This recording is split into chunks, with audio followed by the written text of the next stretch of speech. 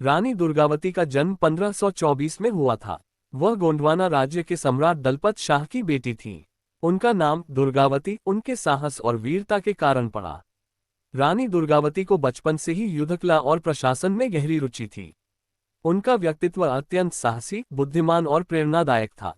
जब रानी दुर्गावती के पिता दलपत शाह की मृत्यु हो गई तो वह मात्र 16 वर्ष की थी, लेकिन फिर भी उन्होंने अपनी मां के साथ मिलकर राज्य की बागडोर संभाली।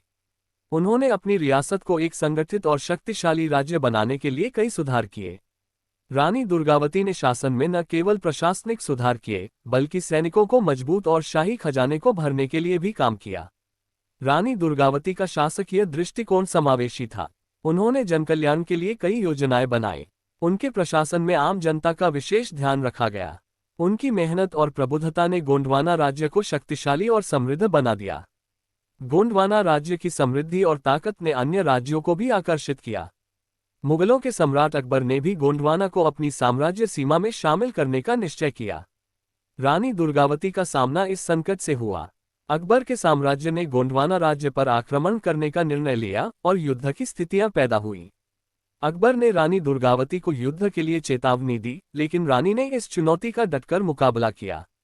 रानी दुर्गावती ने अपनी सेना को एकत्र किया और राज्य की रक्षा के लिए लड़ाई की योजना बनाई। उन्होंने एक मजबूत किले की सुरक्षा दी और अपने सैनिकों को पूरी तैयारी से युद्ध के लिए तैयार किया।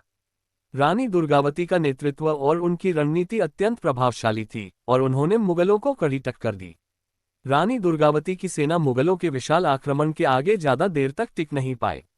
लंबे संघर्ष के बाद जब मुगलों की सेना ने गोंडवाना राज्य की दीवारों को तोड़ दिया, रानी ने अपने राज्य और अपनी जनता की रक्षा के लिए एक साहसिक निर्णय लिया।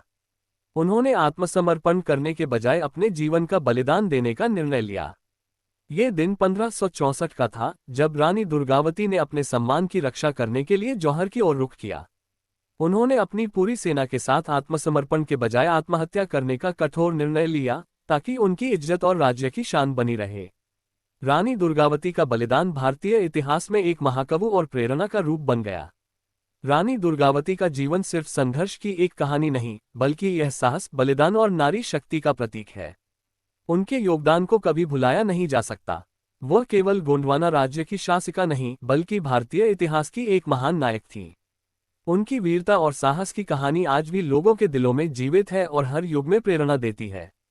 रानी दुर्गावती न केवल अपने राज्य की रक्षा करने वाली एक शासिका थी, बल्कि एक ऐसी महिला थी जिन्होंने अपने विश्वास और साहस से यह साबित कर दिया कि महिलाओं में भी उतनी ही ताकत होती है जितनी पुरुषों में।